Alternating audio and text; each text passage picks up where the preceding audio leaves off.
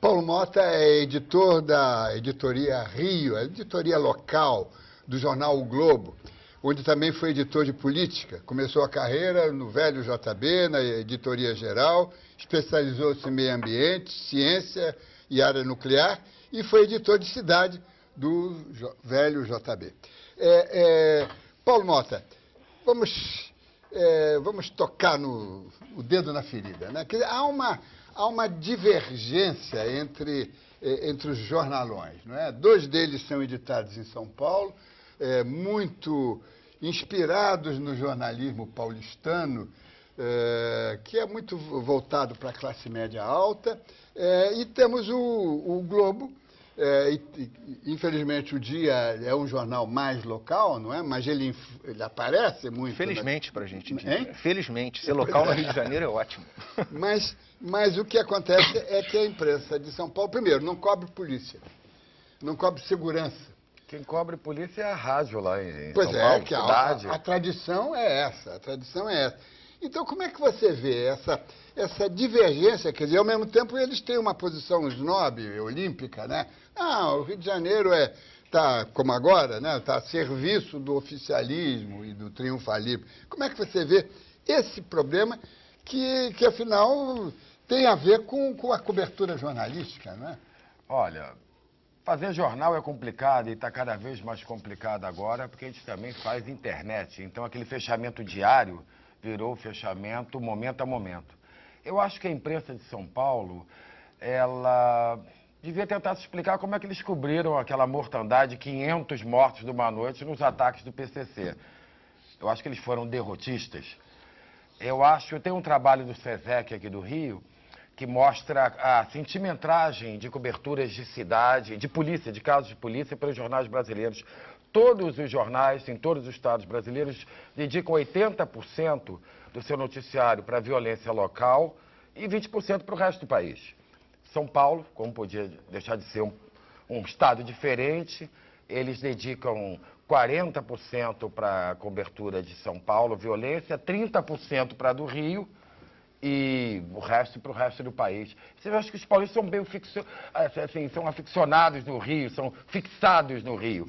Eu queria fazer um comentário que eu acho interessante, que a gente, lá no Globo, a gente tem conversado, como o próprio Freeland falou, a gente tem coberto aqui há muito tempo no Rio, diziam que a gente só cobria a reportagem policial, subia em favela, matava, morria. Há muito tempo que a gente está cobrindo política de segurança.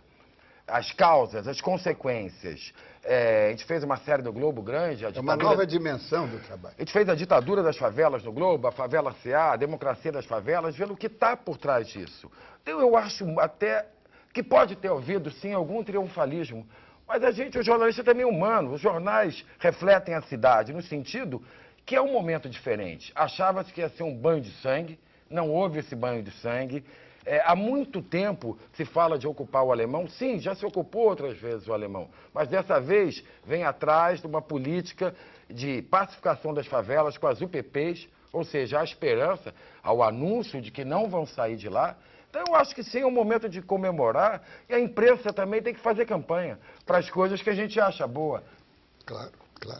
Jaqueline Muniz, antropóloga, doutora em ciência política, é professora da Universidade Católica de Brasília, a UCB, e do programa de mestrado em Direito da Universidade Cândido Mendes, aqui do Rio de Janeiro.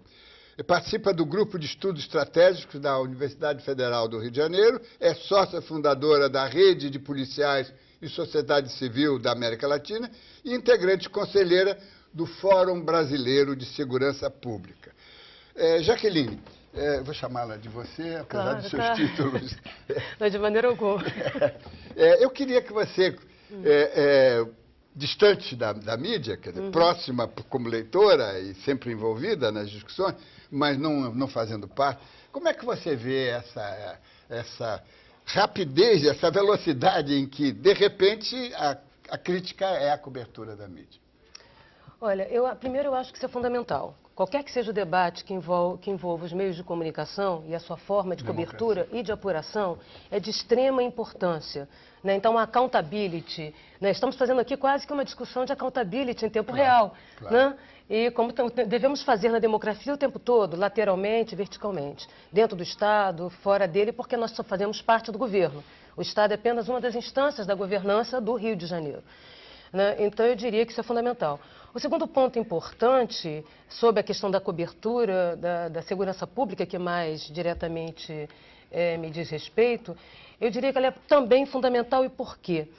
Porque nos momentos, por exemplo, que eu estava ocupando função pública, né, na gestão da segurança, uma das coisas que eu sempre insisti era de uma política de comunicação social, de uma profissionalização dos atores do Estado na relação com os meios de comunicação. Não se prover segurança e se sustenta políticas de segurança sem os meios de comunicação como modo de acesso e de prestação de contas à população.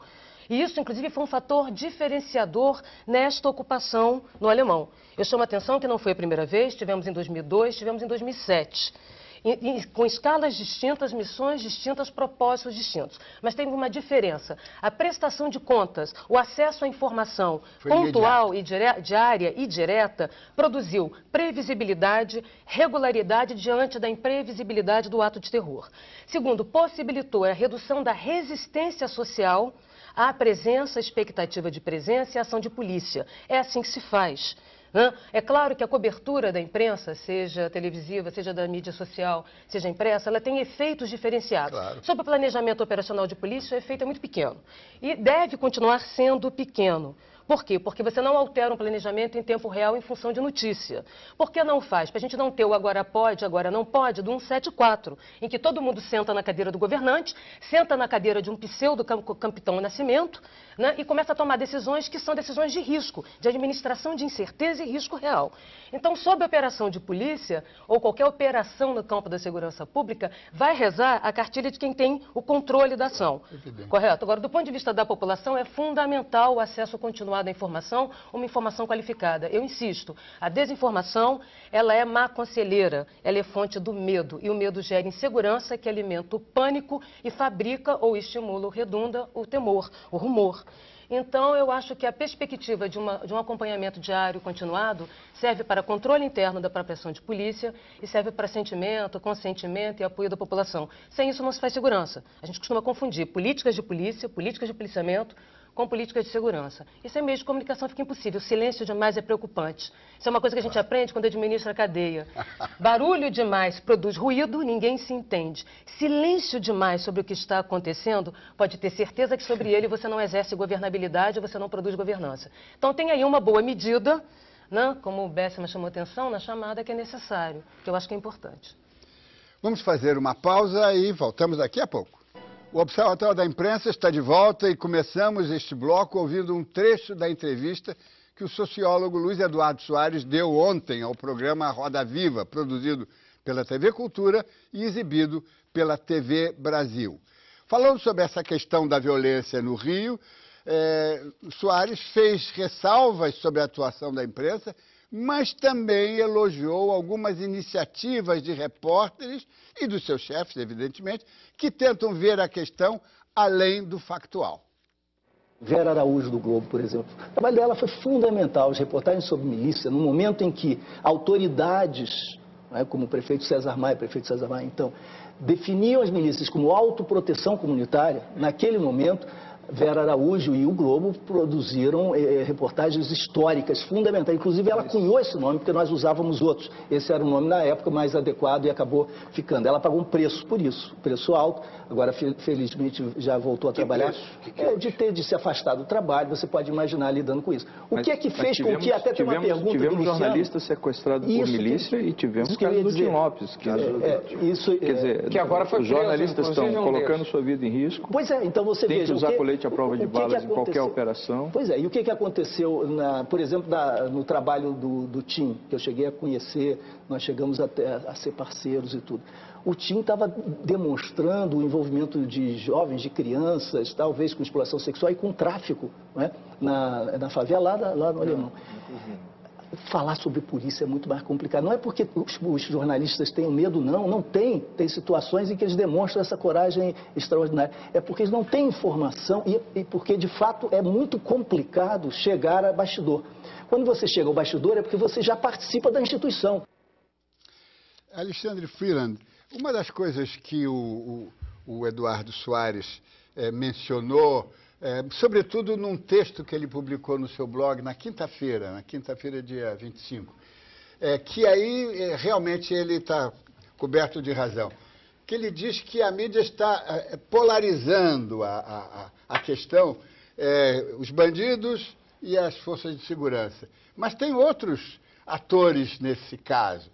As milícias, a corrupção, o suporte político de certas lideranças locais, em suma, ele com propriedade, me parece, ele tenta dizer, olha, não é só polícia de um lado e bandido de outro, tem também beligerantes tão perigosos quanto as milícias, né? Como é que você vê, quer dizer, o que o Dia e o grupo, o Dia, tem feito nesse sentido de botar o dedo na ferida? Olha, faz sentido o comentário de que a questão é muito mais complexa do que simplesmente esse enfrentamento. Mas existia, sim, uma questão imediata, que eram os ataques de uma determinada facção à sociedade, né? Isso é um dado objetivo, um dado concreto. Ou seja, naquele momento a questão urgente era essa e deveria ser tratado como tal, e foi isso que aconteceu, né? É claro que daqui por diante temos que ficar atentos a outras questões. Por exemplo, durante a ocupação já começaram a surgir denúncias de abuso, de brutalidade. Os jornais já estão atentos a isso e permanecerão atentos a isso. Da mesma forma que as autoridades já deram sinais de que não vão tolerar isso. Daqui para frente, as ações sociais que estão surgindo, isso de fato vai se concretizar? Creio que sim, porque as UPPs têm demonstrado que a coisa funciona desse jeito. Ou seja, o segredo é permanecer alerta e desconfiar sempre que tem que estar no manual do jornalista. Agora, Diniz, o que eu acho um ponto fora da curva, vamos dizer assim, é o seguinte: normalmente quando a gente discute imprensa, a gente fala só dos jornais da elite, né? A gente fala do jornal classe A, mas o que o povo está lendo de verdade, né? O que o povão se interessa? Então, nós temos no grupo o jornal Meia Hora, um jornal com uma vendagem fantástica e com uma entrada, uma penetração nas faixas mais populares. É muito lido nas comunidades. E o interessante hoje é que a imprensa popular também é uma imprensa cidadã, né? Então, claro, hoje, a capa do Meia Hora, eu acho que ela é fantástica. Talvez... eu não me lembro, nunca antes na história do Rio de Janeiro...